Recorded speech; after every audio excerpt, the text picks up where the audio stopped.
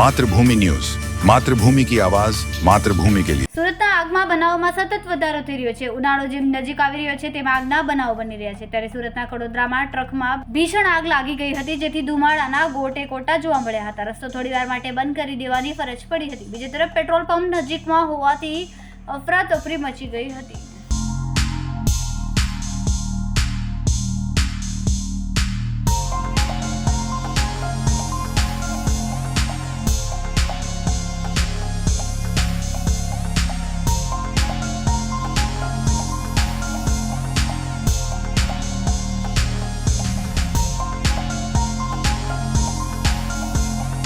ખૂબ જ ટૂંકા સમયમાં માતૃભૂમિ ન્યૂઝ ઓટીટી પ્લેટફોર્મ અને મેગા સિટીમાં કેબલ નેટવર્ક સાથે જોડાઈ જશે।